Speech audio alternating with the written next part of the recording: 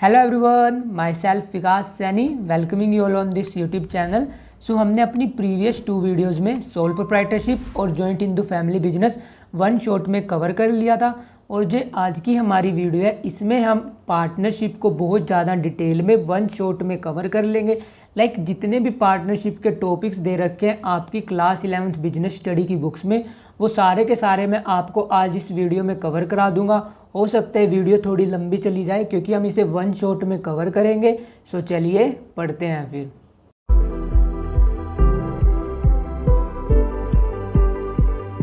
अब partnership study करने से पहले मैं आपको थोड़ा बहुत रिकॉल करा देता हूँ जो हमने प्रीवियस 2 वीडियो में स्टडी किया। सो हमने प्रीवियस 2 वीडियो में स्टडी कर लिया अपना सोल प्रोप्राइटरशिप और जॉइंट हिंदू फैमिली बिजनेस। सो वहाँ पर हमने क्या देखा था, सोल प्रोप्राइटरशिप में अकेला बंदा था, जॉइंट हिंदू फैमिली बिजनेस में उनकी पूरी फैमिली काम में लगी पड़ी थी।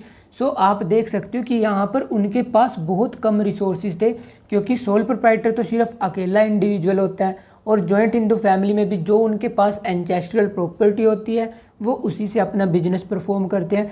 सो यहाँ पर बहुत कम उनके पास रिसोर्सेज होते हैं जिससे वो अपना बिजनेस बहुत ज़्यादा बहुत हाई लेवल तक लेकर जा सकें। सो इसके लिए एक नई form of business organisation derive करी गई जिसका नेम था पार्टनरशिप। अब पार्टनरशिप क्या होता है आपको इसके नेम से ही क्लियर हो रहा होगा, जहाँ पर 2 से ज़्यादा इंडिविजुअल आपस में मिलकर पैसा लगाते हैं और अपना बिजनेस परफॉर्म करते हैं। सो उसे हम नॉर्मल लैंग्वेज में पार्टनरशिप बोलते हैं। सो अब पार्टनरशिप की डेफिनेशन क्या है पहले हम ये देख लेते हैं। When 2 or more than 2 person willingly join and agree to run some lawful business, जब जहाँ पर 2 या 2 से ज़्यादा इंडिविजुअल विलिंगली अपनी इच्छा से एक साथ बिजनेस परफॉर्म करने के लिए रेडी होते हैं और कुछ लॉफुल बिजनेस परफॉर्म करते हैं और जितना उस बिजनेस से प्रॉफिट जनरेट होता है वो उसको आपस में डिस्ट्रीब्यूट कर लेते हैं। सो ये होती है हमारी पार्टनरशिप। सो पार्टनरशिप आपको समझ आ गया, जहाँ पर कम से कम 2 इंडिविजुअलों जो अपना एक साथ पैसा लगाएंगे, कोई बिजनेस परफॉर्म करेंगे और उससे जितना प्रॉफिट अर्न होगा वो उसको आपस में डिस्ट्रीब्यूट कर लेंगे। जितने भी पार्टनर होंगे वो उसको अपने आप में डिस्ट्रीब्यूट कर लेंगे। सो ये होती है आपकी पार्टनरशिप। सोल प्रोप्राइटरशिप में सिर्फ अकेला बंदा था, जॉइंट हिंदू फैमिली में पूरी फैमिली लगी पड़ी थी और पार्टनरशिप में क्या होता है, पार्टनरशिप में बहुत सारे पार्टनर आपस में मिलकर अपना बिजनेस परफॉर्म करेंगे। सो जो हमारी पार्टनरशिप है इसको रेगुलेट करने के लिए इंडिया में गवर्नमेंट ने एक स्पेशली एक्ट पास किया है जिसका नेम क्या है, जिसका नेम है इंडियन पार्टनरशिप एक्ट 1932। अब इस एक्ट में जितने भी सारे के सारे प्रोविजंस पार्टनरशिप को कैसे रेगुलेट करेंगे, इसकी इनकम टैक्स से रिलेटेड और इसके ऑडिट से रिलेटेड सारे के सारे रूल्स रेगुलेशन इस पर्टिकुलरली एक्ट में मेंशन हो रखे हैं। और आपको ये एक्ट उतना ज़्यादा डिटेल में नहीं स्टडी करना, आप इसके थोड़े बहुत प्रोविज़न स्टडी करोगे अपनी क्लास 12th में। सो अभी के लिए सिर्फ आपको ये पता होना चाहिए कि पार्टनरशिप को कौन सा एक्ट रेगुलेट करता है। पार्टनरशिप को रेगुलेट करता है इंडियन पार्टनरशिप एक्ट 1932। जैसे कि आपने जॉइंट हिंदू फैमिली बिजनेस में भी देखा था कि उनके लिए भी एक स्पेशल एक्ट था, Hindu succession act, but sole proprietorship में ऐसा कुछ भी नहीं था। सो पार्टनरशिप के लिए एक स्पेशल एक्ट बनाया है गवर्नमेंट ने जो पूरे के पूरे पार्टनरशिप बिजनेस, जो पूरे इंडिया में पार्टनरशिप बिजनेस परफॉर्म हो रहा है उन सब को रेगुलेट करेगा। इसमें सारे प्रोविज़न है क्या क्या रूल्स होंगे, क्या क्या रेगुलेशंस होंगे, वो सब कुछ इसमें मेंशन हो रखा है। सो अब तक आपको ये समझ आ चुका होगा पार्टनरशिप क्या होता है, पार्टनरशिप को कौन सा एक्ट रेगुलेट करता है। सो अब हम पार्टनरशिप के बारे में थोड़ा बहुत और कुछ स्टडी कर लेते हैं। And our next topic is features of partnership, कि जो हम पार्टनरशिप स्टडी कर रहे हैं उसके क्या क्या फीचर्स हैं। सो पहला फीचर क्या है, फॉर्मेशन। अब जो आपकी पार्टनरशिप फॉर्म होती है उसको शुरू करना बहुत ही ज़्यादा आसान होता है। उसके लिए आपको जस्ट करना क्या होता है, आपको एक लीगल एग्रीमेंट क्या होगा, जो पार्टनर्स रहेंगे जो बिजनेस में पैसा लगाएंगे उनको अपने बीच में कोई एक एग्रीमेंट परफॉर्म करना पड़ेगा, एक एग्रीमेंट साइन करेंगे। और ये एग्रीमेंट उनका ओरल फॉर्म में भी हो सकता है, जैसे मैं आपको समझा रहा हूँ, या वो रिटन फॉर्म में भी हो सकता है। रिटन फॉर्म में कि वो प्रॉपर स्टैम्प पेपर पे होगा, उस पर कोर्ट के सिग्नेचर होंगे, उसमें जो नोटरी बैठती है कोर्ट के बाहर उनके पर्टिकुलर सिग्नेचर होंगे। सो पार्टनरशिप शुरू करने के लिए उनके बीच में एक लीगल एग्रीमेंट होना चाहिए और इसके लिए क्या कंडीशन होती है कि वो कोई लॉफुल बिजनेस परफॉर्म करेंगे, मतलब कि वो ऐसा बिजनेस ही परफॉर्म कर सकते हैं पार्टनरशिप में जो लॉ के अकॉर्डिंग लीगल हो, मतलब जिसमें कोई भी किसी भी तरीके का इंटरवेंशन नहीं करेगा कोर्ट, लाइक वो किसी भी टाइप की स्मगलिंग, ड्रग्स, इन सब का बिजनेस नहीं कर सकते। और वो जो बिजनेस परफॉर्म करेंगे वो किस लिए करेंगे, ताकि वो प्रॉफिट अर्न कर सकें। सो पार्टनरशिप फॉर्म करने के लिए क्या क्या रूल्स हैं, आपके बीच में लीगल एग्रीमेंट होना चाहिए, वो ओरल भी हो सकता है, वो रिटन भी हो सकता है, और आपका बिजनेस लीगल होना चाहिए, मतलब जिसमें कोर्ट की तरफ से कोई भी मतलब मनाही ना हो, लाइक कोर्ट उसमें किसी भी तरीके की आपके ऊपर प्रोहिबिशन ना लगाए। और आपका मोटिव क्या होना चाहिए, प्रॉफिट अर्न करना। और कभी भी आप पार्टनरशिप फर्म चैरिटेबल पर्पस के लिए नहीं ओपन कर सकते। चैरिटेबल पर्पस के लिए मतलब जो आपने देखा होगा ये चैरिटी फर्म्स होती हैं, उसके लिए आप कभी भी पार्टनरशिप फर्म को अडोप्ट नहीं कर सकते। उसके लिए आपकी अलग फॉर्म ऑफ ऑर्गेनाइजेशन डिराइव कर रखी हैं, लाइक चैरिटेबल कंपनीज हैं जो कि आप अपनी हायर स्टडीज़ में स्टडी करोगे। सो पार्टनरशिप शुरू करने के लिए फॉर्मेशन बहुत ज़्यादा आसान है। सेकंड फीचर क्या है, लाइबिलिटी। लाइबिलिटी का मतलब क्या होता है, ओब्लिगेशन, कि लाइक जो हमारी पार्टनरशिप है उसमें जो हमारे पार्टनर्स रहेंगे उनकी कितनी ओब्लिगेशंस रहेंगी। सो जो हमारी पार्टनरशिप फर्म है उसमें जो उसके पार्टनर्स हैं उनकी लाइबिलिटी अनलिमिटेड रहेगी, और वो जॉइंटली भी लाइबल रहेंगे और इंडिविजुअली भी लाइबल रहेंगे।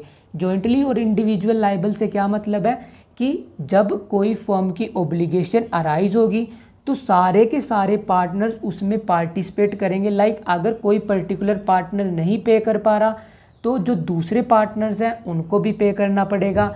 बट एट द एंड जब कोई पर्टिकुलर पार्टनर नहीं पे कर पा रहा, दूसरा पार्टनर उसके बिहाफ पे उसकी ओब्लिगेशन को पूरी कर रहा है, तब वो उस पार्टनर से कुछ टाइम बाद अपना अमाउंट रिकवर कर सकता है। सो ये मतलब होता है जॉइंटली और इंडिविजुअली लाइबल का। Next feature is risk bearing. अब जो हमारी पार्टनरशिप फर्म होती है वहाँ पर क्योंकि 2 से ज़्यादा पार्टनर होते हैं, सो जो उनका प्रॉफिट होता है और जो उनका लॉस होता है वो उस रेशो में शेयर करते हैं जो उन्होंने आपस में डिसाइड कर रखा है। सो मतलब वो क्या करेंगे, प्रॉफिट अर्न करेंगे, उसको आपस में जितने भी पार्टनर्स होंगे सारे पार्टनर्स अपने आप में डिस्ट्रीब्यूट कर लेंगे। और किस रेशो में डिस्ट्रीब्यूट करेंगे, वो डिस्ट्रीब्यूट करेंगे उसे एग्रीड रेशो में। एग्रीड रेशो मतलब जो उन्होंने खुद डिसाइड करी हो, कि लाइक जब उन्होंने बिजनेस शुरू किया उन्होंने कुछ डिसाइड किया होगा कि लाइक हम 3:2:1 में प्रॉफिट और लॉस शेयर करेंगे। सो पार्टनरशिप फर्म में क्या होता है, जो पूरा का पूरा रिस्क होता है वो किसी अकेले पार्टनर को बियर नहीं करना पड़ता, वो डिफरेंट पार्टनर्स में डिस्ट्रीब्यूट हो जाता है। उसके बाद हमारा नेक्स्ट फीचर है डिसीजन मेकिंग। अब जो पार्टनरशिप फर्म होती है यहाँ पर 2 से ज़्यादा पार्टनर होते हैं। सो जो सारे के सारे डिसीजन होते हैं वो म्यूचुअल कंसेंट से लिए जाते हैं। म्यूचुअल कंसेंट से मतलब कि कोई भी अकेला पार्टनर कभी डिसीजन नहीं लेगा। जब भी उनको डिसीजन लेने हैं वो सारे के सारे मिलकर डिसीजन लेंगे। ऑल्दो जो मेजर डिसीजन होते हैं उसमें तो सारे पार्टनर पार्टिसिपेट करते हैं, बट कुछ माइनर डिसीजन होते हैं लाइक जो रेगुलरली से रिलेटेड डिसीजन होते हैं, लाइक नॉर्मल छोटे मोटे खर्चे होते हैं। सो उसके लिए वो कभी कभार किसी स्पेशल पार्टनर को पावर दे देते हैं कि लाइक सारे डिसीजन ये तुम ले लो। बट जो मेजर डिसीजन होते हैं लाइक कुछ इन्वेस्टमेंट करनी है, किसी का बिजनेस परचेज करना है, उसमें वो सब की सब म्यूचुअल कंसेंट देते हैं, तब जाकर वो डिसीजन लिए जाते हैं। सो सोल प्रोप्राइटर में क्या था, अकेला पार्टनर इंडिविजुअल डिसीजन ले रहा था। जॉइंट इन द फैमिली में क्या था, जो करता था वो सारे के सारे डिसीजन ले रहा है। बट पार्टनरशिप में क्या है, सारे के सारे पार्टनर्स मिलकर डिसीजन ले रहे हैं। सो यहाँ पर म्यूचुअल कंसेंट मतलब हर पार्टनर की कंसेंट की रिक्वायरमेंट होती है before taking any decision. And the next feature is continuity. अब जो हमारी पार्टनरशिप फर्म होती है उसका जो एग्जिस्टेंस होता है वो अनसर्टेन रहता है। अनसर्टेन क्यों रहता है, जैसे ही किसी भी पार्टनर की डेथ होती है या किसी भी पार्टनर की रिटायरमेंट होती है, इंसॉल्वेंसी होती है, इनसैनिटी होती है, तब जो हमारी पार्टनरशिप फर्म होती है उसका एग्जिस्टेंस ख़त्म हो जाता है। मतलब कि जैसे ही किसी पार्टनर की डेथ हुई पार्टनरशिप फर्म बंद हो जाएगी। बट जो रिमेनिंग पार्टनर्स होते हैं उनके पास क्या ऑप्शन रहता है कि वो आपस में दोबारा से अपने बीच में एग्रीमेंट करेंगे और दोबारा से उस फर्म को वहीं से कंटिन्यू कर सकते हैं। सो जैसे ही हमारी पार्टनरशिप फर्म में किसी मेंबर की डेथ होती है, नई पार्टनरशिप डीड फॉर्म होती है, तब जाकर हम उस पार्टनरशिप फर्म को कंटिन्यू करते हैं। अदरवाइज उसका एग्जिस्टेंस अनसर्टेन रहता है, मतलब वो तुरंत ही बंद हो जाती है। उसके बाद next feature is number of partners. अब जो हमारी पार्टनरशिप फर्म है उसको शुरू करने के लिए मिनिमम आपके पास 2 मेंबर्स होने चाहिए और मैक्सिमम मेंबर्स आपके 50 हो सकते हैं। सो पार्टनरशिप फर्म शुरू करने के लिए मिनिमम कितने हो सकते हैं? मिनिमम 2 और मैक्सिमम चाहिए 50। मतलब कि 2 से कम होंगे आप पार्टनरशिप फर्म शुरू नहीं कर सकते। अगर 50 से ज़्यादा होंगे तब भी आप अपनी पार्टनरशिप फर्म को कंटिन्यू नहीं कर सकते। और जो मैक्सिमम लिमिट है 50 की, ये किस एक्ट ने लगाई है? ये लगाई है आपके ऊपर कंपनीज रूल 2014। सो उसमें मेंशन किया गया है कि पार्टनरशिप फर्म में कभी भी 50 से ज़्यादा इंडिविजुअल नहीं हो सकते। And our next feature is mutual agency. अब म्यूचुअल एजेंसी से क्या मतलब है कि जो हमारे पार्टनर्स हैं वो एज अ एजेंट और एज अ प्रिंसिपल दोनों का काम करते हैं। मतलब कि इसको हम एक एग्जांपल से समझ लेते हैं। जैसे कि सपोज करो हमारी फर्म में 2 पार्टनर हैं एक्स और वाई, और एक्स कोई डिसीजन ले रहा है तब एक्स एक्ट करेगा एज अ प्रिंसिपल, मतलब एज अ ओनर। और वाई कैसे एक्ट करेगा? वाई एक्ट करेगा उसके एजेंट की तरह। और जब कोई वाई डिसीजन लेगा तब Y as a owner act करेगा और X as a agent act करेगा। सो ये होता है म्यूचुअल एजेंसी का रिलेशनशिप। सो जो पार्टनरशिप के फीचर्स थे वो सारे के सारे हमने डिटेल में कवर कर लिए। अब हम इसकी एडवांटेजेस और इसकी डिसएडवांटेजेस को कवर कर लेते हैं। अब पार्टनरशिप फर्म को शुरू करने के क्या क्या बेनिफिट्स होते हैं, उसमें हमारा फर्स्ट बेनिफिट क्या है? Easy to form and close. अब अगर आपको पार्टनरशिप फर्म शुरू करनी है, उसको शुरू करना बहुत ही ज़्यादा आसान है। आपके पास कम से कम 2 पार्टनर्स होने चाहिए और आपके पास कोई ना कोई लीगल बिजनेस होना चाहिए जिसको आप परफॉर्म करना चाह रहे हो। इसके अलावा इसका रजिस्ट्रेशन कंपलसरी नहीं होता, मतलब आप बिना रजिस्ट्रेशन कराए अपनी पार्टनरशिप फर्म को शुरू कर सकते हो। और इसका क्लोज़र भी बहुत ज़्यादा आसान है। इसको क्लोज कैसे कर सकते हो आप? म्यूचुअल एग्रीमेंट से। लाइक जिन्होंने पार्टनरशिप फर्म शुरू करी वही अपने बीच में एक दोबारा से एग्रीमेंट कर कर अपनी फर्म को बंद कर सकते हैं। सो इसको शुरू करना भी बहुत ज़्यादा आसान है और इसको क्लोज करना भी बहुत ज़्यादा आसान है। And our next benefit is balance decision making. अब यहाँ पर बैलेंस डिसीजन कैसे होता है? सोल प्रोप्राइटर में क्या होता था? सिर्फ अकेला बंदा होता था, वही सारे के सारे डिसीजन ले रहा था। बट पार्टनरशिप फर्म में तो सारे पार्टनर्स मिलकर डिसीजंस लेंगे। सो कम से कम 2 बंदे होने चाहिए पार्टनरशिप फर्म शुरू करने के लिए और ज़्यादा से ज़्यादा 50। अब जितने ज़्यादा इंडिविजुअल इन्वॉल्व होंगे डिसीजन मेकिंग में उतने ज़्यादा वो डिसीजन अच्छे ले पाएंगे। क्योंकि अकेला इंडिविजुअल तो क्या करता है, वो डिसीजन लेता है जो उसके लिए बेनिफिशियल हो। बट जब पार्टनरशिप में कम से कम 2 हैं, ज़्यादा से ज़्यादा 50 हैं, जब इतने इंडिविजुअल इन्वॉल्व होंगे ऑब्वियस सी बात है वो बेटर डिसीजन लेंगे, वो क्विक डिसीजन लेंगे और वो डिसीजन लेंगे जो टाइम के अकॉर्डिंग सूटेबल है। And our next benefit is larger financial resources. अब पार्टनरशिप फर्म में ज़्यादा फाइनेंशियल रिसोर्सेज होते हैं as compare to sole proprietorship और as compare to joint Hindu family.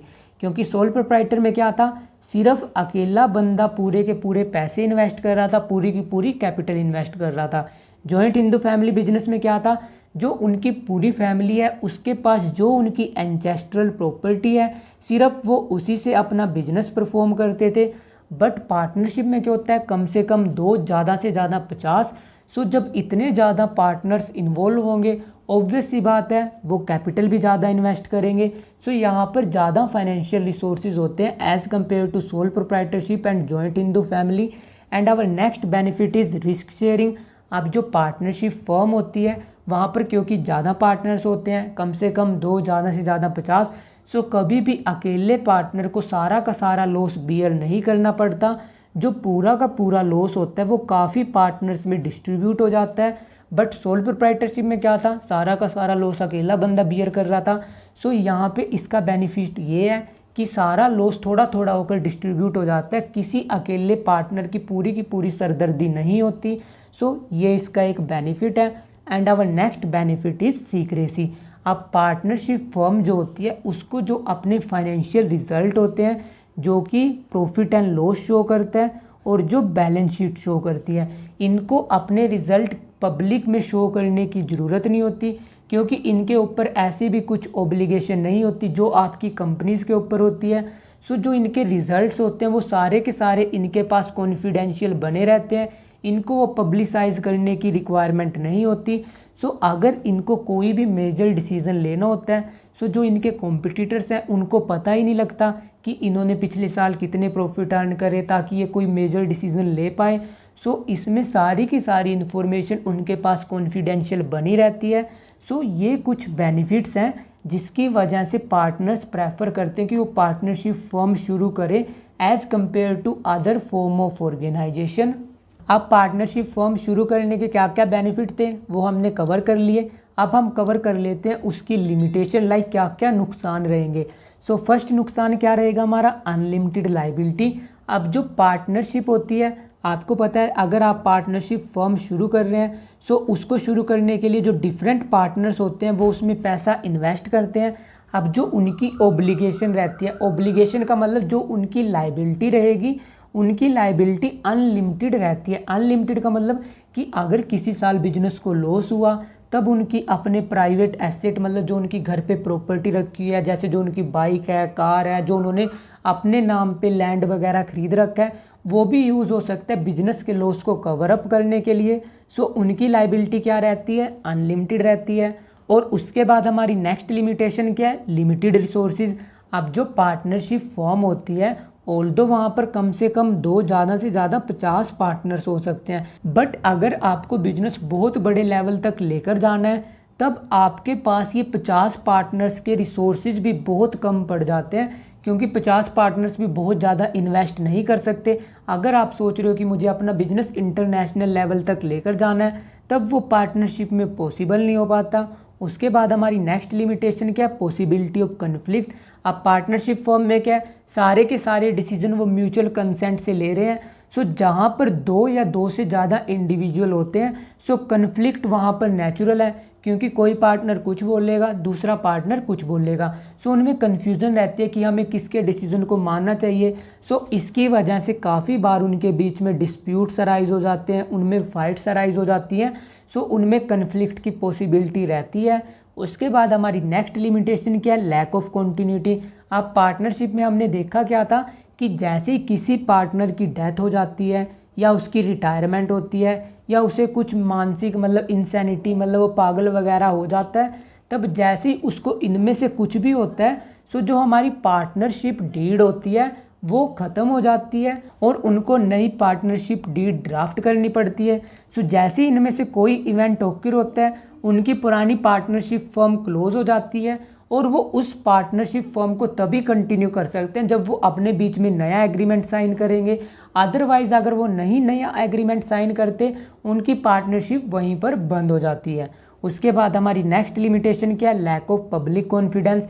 अब जो हमारी पार्टनरशिप फर्म होती है उसको अपने प्रॉफिट एंड लॉस, अपनी बैलेंस शीट पब्लिक में शो करने की रिक्वायरमेंट नहीं होती, जैसा कि कंपनीज़ के केस में होता है, क्योंकि कंपनीज़ की आप बैलेंस शीट भी देख सकते हो, आप उसका प्रॉफिट एंड लॉस भी देख सकते हो, बट पार्टनरशिप फर्म पे ऐसे कुछ भी रूल्स लागू नहीं होते।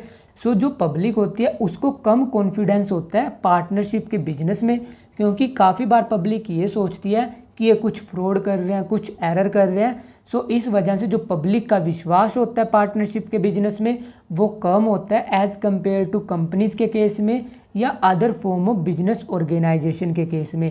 And our next limitation is risk of mutual agency. अब जो हमारी पार्टनरशिप फॉर्म है उसमें मैंने आपको क्या बताया, जो हमारे पार्टनर्स रहेंगे वो एज अ एजेंट भी काम करेंगे और एज अ प्रिंसिपल भी काम करेंगे। एज अ एजेंट और एज अ प्रिंसिपल का मतलब कि जब कोई पार्टनर डिसीजन लेगा तब वो एज अ ओनर काम करेगा और सारे के सारे बचे हुए पार्टनर उसके एजेंट बन जाएंगे, और जब कोई दूसरा पार्टनर डिसीजन लेगा तब वो ओनर की तरह डिसीजन लेगा, remaining partner as a agent बन जाएंगे। सो काफ़ी बार इस सिचुएशन में कोई पार्टनर बहुत गलत डिसीजन ले लेता है। सो क्योंकि उसने गलत डिसीजन ले लिया, बाकी के सारे पार्टनर उसके एजेंट बने हुए थे, सो इसकी वजह से काफ़ी बार उनको बहुत ज़्यादा लॉस बियर करना पड़ता है। सो म्यूचुअल एजेंसी की वजह से उनको बेनिफिट भी होता है और उनको नुकसान भी होता है। सो हमने पार्टनरशिप फर्म के बेनिफिट्स भी देख लिए और हमने उसकी लिमिटेशंस भी देख ली। सो उसकी जो बेनिफिट्स हैं वो ज़्यादा है एज़ कम्पेयर टू इसकी लिमिटेशन। So that's why people prefer to go for partnership. So अब हम पार्टनरशिप से रिलेटेड कुछ और टर्म्स कवर कर लेते हैं कि लाइक पार्टनरशिप कितने टाइप्स की होती है, कितने टाइप्स के पार्टनर्स होते हैं। सो अब हम उसको भी देख लेते हैं। And our next topic is types of partnership firm कि लाइक पार्टनरशिप फर्म कितने टाइप्स की हो सकती है। सो आप पार्टनरशिप फर्म के टाइप्स को दो पॉइंट ऑफ व्यू से स्टडी कर सकते हो। एक तो ड्यूरेशन के बेस पे, दूसरा हमारा लाइबिलिटी के बेस पे। सो ड्यूरेशन के बेस पे हमने पार्टनरशिप फर्म को दो टाइप्स में कैटेगराइज किया है। फर्स्ट टाइप क्या है हमारा पार्टनरशिप एट विल, मतलब कि जहाँ पर जो हमारी पार्टनरशिप होती है वो तब तक चलती रहती है जब तक पार्टनर्स की इच्छा हो। मतलब पार्टनरशिप एट विल का क्या कंसेप्ट है कि जो हमारी पार्टनरशिप फर्म है वो तब तक एग्जिस्ट करेगी जब तक पार्टनर्स चाहते हैं कि हम अपनी पार्टनरशिप फर्म को रन करेंगे। और जैसे ही कोई पार्टनर उनमें से नोटिस दे देता है कि लाइक अब मुझे इस पार्टनरशिप फर्म में कंटिन्यू नहीं करना, तभी वो तुरंत पार्टनरशिप फर्म बंद हो जाती है। सो यहाँ पर लिखा क्या है, जो हमारी पार्टनरशिप एट विल है वो किस पे डिपेंड करती है, विश ऑफ द पार्टनर, और वो टर्मिनेट हो जाती है जैसे ही कोई पार्टनर उनमें नोटिस दे देता है कि लाइक अब मुझे पार्टनरशिप फर्म कंटिन्यू नहीं करनी, आप इसे बंद करो। सो ये है हमारी पार्टनरशिप एट विल। और हमारी नेक्स्ट टाइप ऑफ पार्टनरशिप क्या है, पर्टिकुलर पार्टनरशिप। अब पर्टिकुलर पार्टनरशिप क्या होती है, जब आपने पार्टनरशिप फर्म किसी पर्टिकुलर प्रोजेक्ट से रिलेटेड, किसी पर्टिकुलर एक्टिविटी से रिलेटेड या किसी पर्टिकुलर टाइम पीरियड से रिलेटेड स्टार्ट करी हो, तब आप उसे पर्टिकुलर पार्टनरशिप बोलोगे। जैसे कि सपोज करो आपको कोई बिल्डिंग कंस्ट्रक्ट करनी है, तब आपने पार्टनरशिप फर्म शुरू करी।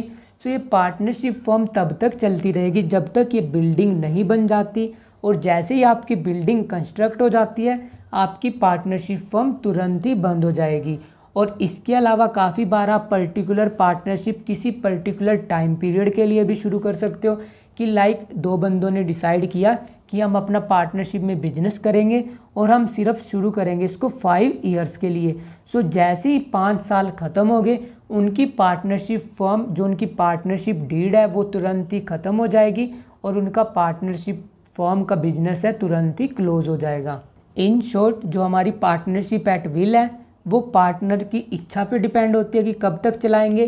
पर्टिकुलर पार्टनरशिप या तो आप किसी पर्टिकुलर टाइम के लिए बनाओगे या आप किसी पर्टिकुलर एक्टिविटी, किसी पर्टिकुलर इवेंट के लिए बनाओगे।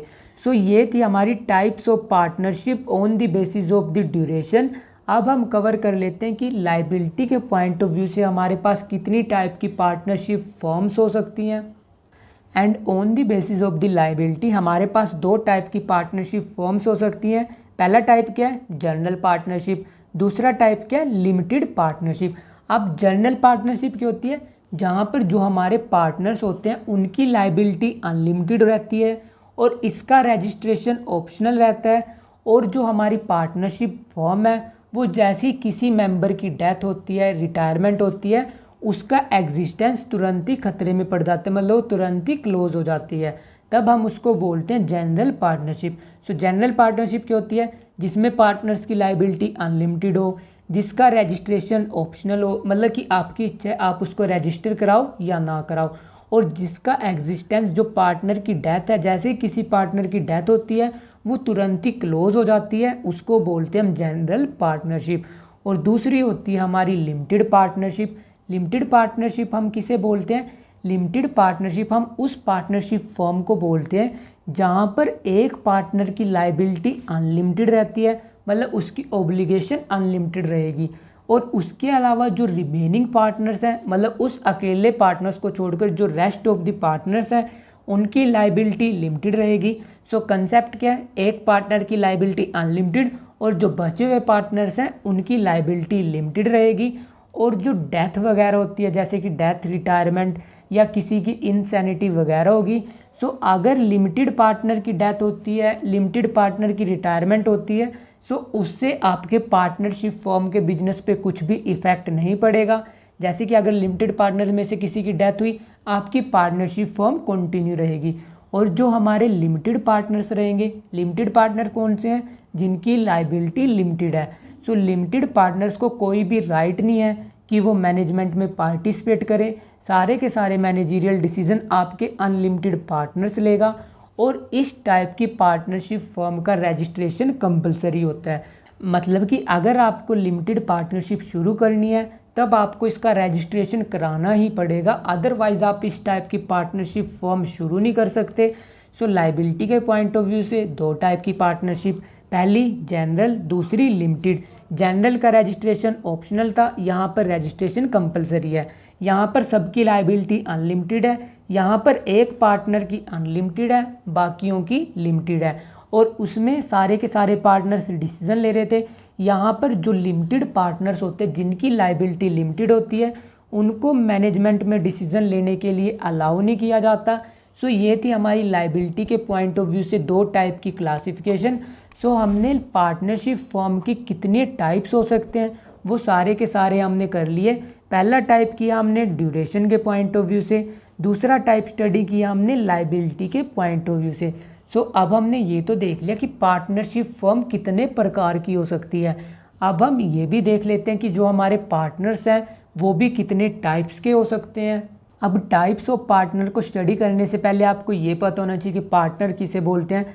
सो जो पार्टनरशिप फर्म को शुरू करते हैं उसको हम बोलते हैं पार्टनर। अब पार्टनर के कितने टाइप हो सकते हैं। फर्स्ट टाइप है हमारा एक्टिव पार्टनर। अब एक्टिव पार्टनर, हम किस पार्टनर को एक्टिव बोल लेंगे, जो कैपिटल कंट्रीब्यूट करेगा, जो मैनेजमेंट में पार्टिसिपेट करेगा, जो प्रॉफिट एंड लॉस शेयर करेगा और जिसकी लाइबिलिटी अनलिमिटेड रहेगी। सो जो पार्टनर्स ये चारों के चारों कंसेप्ट फॉलो करेगा, मतलब ये चारों के चारों पॉइंट फुलफिल करेगा, उसको हम बोल लेंगे active partner. So active partner के लिए क्या क्या क्राइटेरिया है, वो कैपिटल इन्वेस्ट करेगा, वो मैनेजमेंट में पार्टिसिपेट करेगा, वो प्रॉफिट एंड लॉस शेयर करेगा और उसकी लाइबिलिटी अनलिमिटेड रहेगी। और उसके बाद हमारा नेक्स्ट क्लासिफिकेशन क्या है, स्लीपिंग या डोरमेंट पार्टनर। अब हम किस पार्टनर को स्लीपिंग या डोरमेंट बोल लेंगे, जो पार्टनर कैपिटल कंट्रीब्यूट करेगा बट मैनेजमेंट में पार्टिसिपेट नहीं करेगा, प्रॉफिट एंड लॉस शेयर करेगा और जिसकी लाइबिलिटी अनलिमिटेड रहेगी, उसको बोल लेंगे हम स्लीपिंग पार्टनर या dormant partner. So sleeping partner और डोरमेंट पार्टनर में क्या अलग पॉइंट है कि वो कैपिटल तो कंट्रीब्यूट कर रहा है, वो प्रॉफिट एंड लॉस भी शेयर कर रहा है, वो उसकी लाइबिलिटी भी अनलिमिटेड है, बट वो मैनेजमेंट में पार्टिसिपेट नहीं करेगा।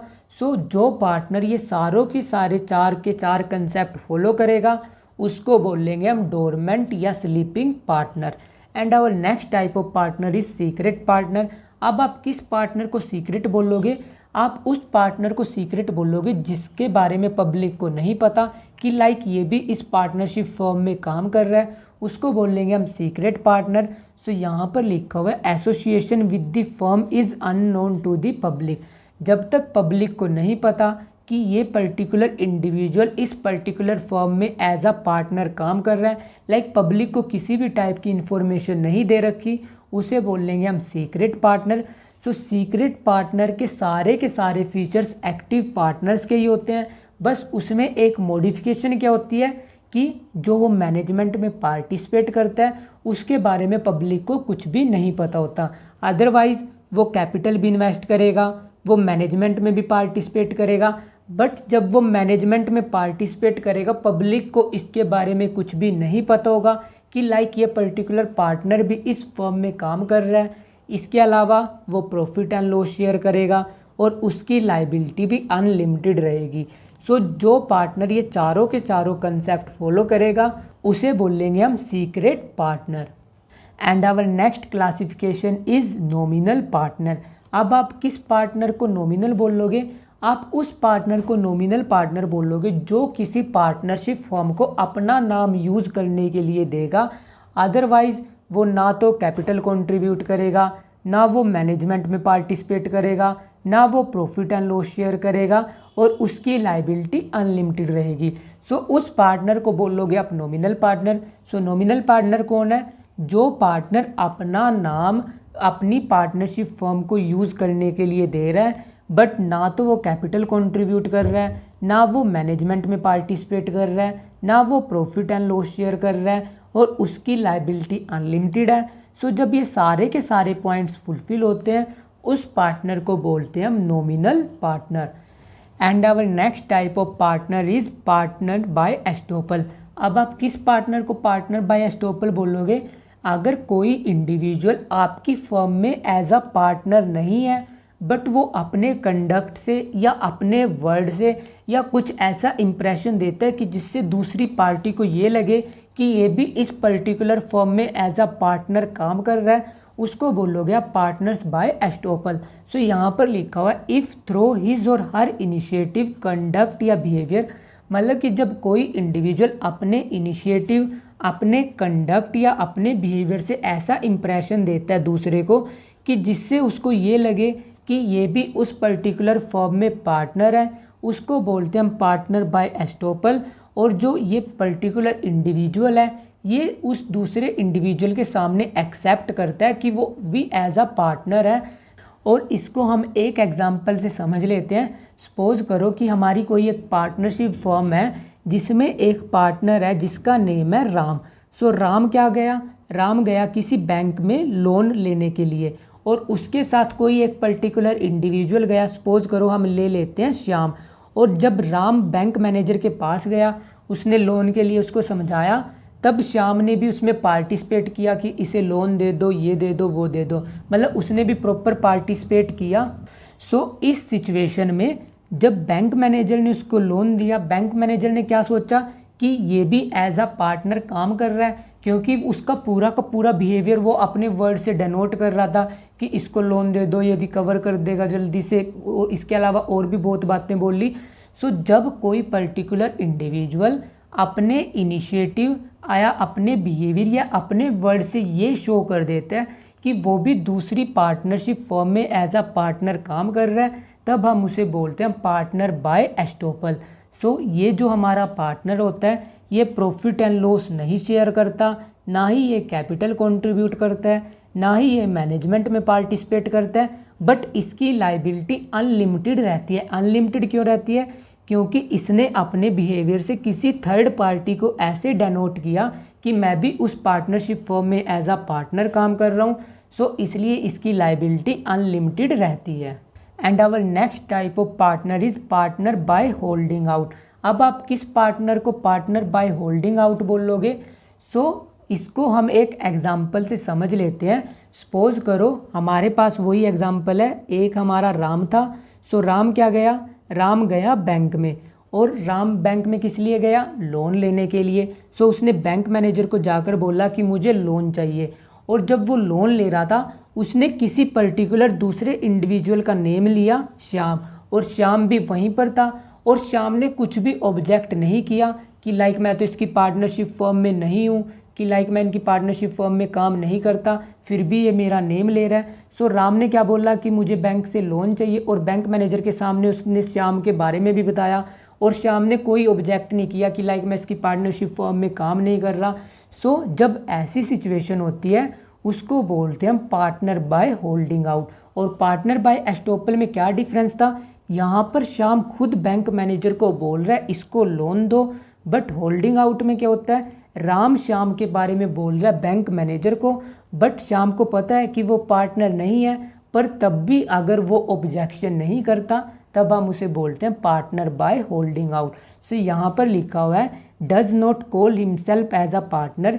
यहाँ पर जो हमारा इंडिविजुअल है वो कभी भी अपने आप को पार्टनर नहीं बोलेगा, बट वो ऑल्सो डज नॉट डिनाई, वो डिनाई भी नहीं करेगा। ना तो वो ये बोलेगा कि मैं पार्टनर हूँ, ना वो ये बोलेगा कि मैं पार्टनर नहीं हूँ। और इसी वजह से जो हमारी थर्ड पार्टी है वो उसको क्या समझ लेगी कि ये भी पार्टनरशिप फर्म में एज अ पार्टनर काम कर रहा है, क्योंकि अदरवाइज़ तो ये ऑब्जेक्शन कर देता कि लाइक मैं तो इसके साथ पार्टनरशिप फर्म में हूँ भी नहीं, फिर भी ये मेरा नेम कैसे ले रहा है। सो उसको बोलते हैं पार्टनर बाय होल्डिंग आउट। और इसके क्या क्या फीचर्स होते हैं? ये ना तो कैपिटल कंट्रीब्यूट करेगा, ना ये मैनेजमेंट में पार्टिसिपेट करेगा, ना ये प्रॉफिट एंड लॉस शेयर करेगा, और जो इसकी लायबिलिटी है वो भी अनलिमिटेड रहेगी। अनलिमिटेड क्यों रहेगी? क्योंकि इसने बैंक मैनेजर को नहीं बताया कि मैं तो इनकी पार्टनरशिप फर्म में काम ही नहीं कर रहा, उसने कोई ऑब्जेक्शन ही नहीं किया, इसलिए इसकी लायबिलिटी अनलिमिटेड रहेगी। और उसके बाद हमारी नेक्स्ट क्लासिफिकेशन आती है माइनर एज अ पार्टनर। क्या 18 साल से कम के बच्चे को एज अ पार्टनर अडॉप्ट किया जा सकता है, मतलब उसको पार्टनरशिप फर्म में एडमिशन दिया जा सकता है। सो यहाँ पर लिखा हुआ है जो हमारा 18 साल से कम का इंडिविजुअल होता है जिसको हम माइनर बोलते हैं, सो माइनर इनकॉम्पिटेंट होता है किसी भी कॉन्ट्रैक्ट साइन करने के लिए। सो उसको आप पार्टनरशिप फर्म में एडमिट तो कर सकते हो बट सिर्फ प्रॉफिट्स में, लाइक उसको आप प्रॉफिट्स में पार्टनर बना सकते हो। आप उसको कभी भी लॉस में पार्टनरशिप फर्म में एडमिशन नहीं दे सकते। और आप इसको पार्टनर तभी बना सकते हो जब सारे पार्टनर्स की म्यूचुअल कंसेंट हो, लाइक जो रिमेनिंग पार्टनर्स हैं सारे के सारे पार्टनर्स एग्री कर जाएं, तभी आप इसको पार्टनर बना सकते हो। और इसके अलावा ये कभी भी पार्टनरशिप फर्म की जो मैनेजमेंट है उसमें कभी भी पार्टिसिपेट नहीं करेगा। और इसके अलावा जब ये मेजॉरिटी अटेन कर लेगा, मतलब जब ये 18 साल का कंप्लीट हो जाएगा, तब इसको एक पब्लिक नोटिस देना पड़ता है कि लाइक ये इसी फर्म में कंटिन्यू करेगा या नहीं करेगा। अगर ये कोई भी पब्लिक नोटिस नहीं देता तब जो हमारे पार्टनर हैं वो ये एज्यूम कर सकते हैं कि लाइक ये भी एज अ एक्टिव पार्टनर काम करेगा।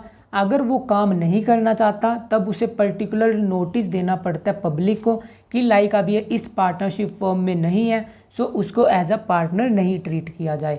सो माइनर एज अ पार्टनर को आप एडमिट कर सकते हो पार्टनरशिप फर्म में, बट सिर्फ और सिर्फ प्रॉफिट्स में। और कब एडमिट कर सकते हो, जब सारे पार्टनर्स की म्यूचुअल कंसेंट हो और ये मैनेजमेंट में पार्टिसिपेट नहीं करेगा। और जैसे ही 18 साल का हो जाएगा तब इसको अपना पब्लिक नोटिस सर्व करना पड़ेगा। और जो हमारा माइनर पार्टनर होता है ये भी काफ़ी बार कैपिटल इन्वेस्ट करता है और इसकी लायबिलिटी उतने ही अमाउंट तक रेस्ट्रिक्ट रहती है जितनी इसने कैपिटल इन्वेस्ट करी। सो ये थी सारी की सारी डिटेल माइनर पार्टनर से रिलेटेड। सो अब कितने टाइप्स के पार्टनर्स हो सकते हैं हमने ये भी कवर कर लिया। अब हमारा लास्ट टॉपिक बचा हुआ है पार्टनरशिप डीड, अब हम उसको कवर कर लेते हैं। अब पार्टनरशिप डीड क्या होती है, आपको पता है जब हमारी पार्टनरशिप शुरू होती है तो उसके लिए कम से कम 2 इंडिविजुअल की रिक्वायरमेंट होती है। सो जब ये अपनी फॉर्म शुरू करते हैं तो ये कुछ एग्रीमेंट साइन करते हैं और उस एग्रीमेंट को बोलते हैं हम पार्टनरशिप डीड। सो यहाँ पर लिखा हुआ है document containing terms and condition of the partnership agreement, like जो वो डॉक्यूमेंट साइन करेंगे जिसमें पूरी की पूरी टर्म्स एंड कंडीशन लिखी होंगी कि लाइक वो अपना बिजनेस कैसे रेगुलेट करेंगे, उससे रिलेटेड जितने भी रूल्स रेगुलेशंस होंगे। सो आप उस पर्टिकुलर डॉक्यूमेंट को बोलोगे पार्टनरशिप डीड। सो जो उन्होंने एग्रीमेंट साइन किया उसको बोलोगे आप पार्टनरशिप डीड। और वो एग्रीमेंट आपका ओरल भी हो सकता है और वो एग्रीमेंट आपका रिटन भी हो सकता है, ये मैंने आपको फीचर्स में भी बताया था। अब जो वो एग्रीमेंट होगा उसमें किस किस टाइप की इन्फॉर्मेशन होगी, उसमें लिखा होगा कि हमारी फर्म का क्या नेम रहेगा, हम किस टाइप का बिजनेस करेंगे, कितने टाइम तक बिजनेस करेंगे, हमारे पार्टनर्स का नेम क्या रहेगा और उनका एड्रेस क्या है वो सब मेंशन होगा। इसके अलावा कौन सा पार्टनर कितनी कैपिटल कंट्रीब्यूट करेगा, किस पार्टनर के क्या राइट्स रहेंगे, क्या ड्यूटीज़ रहेंगी। इसके अलावा इंटरेस्ट ऑन कैपिटल किस रेट से मिलेगा, इंटरेस्ट ऑन ड्राइंग किस रेट से चार्ज होगा। सो इसके अलावा बहुत सारे रेगुलेशंस प्रोविज़न सारे के सारे वो इस एग्रीमेंट में लिखते हैं ताकि इन फ्यूचर जब कभी भी उनके बीच में डिस्प्यूट अराइज हो वो इस एग्रीमेंट को रेफ़र कर लें।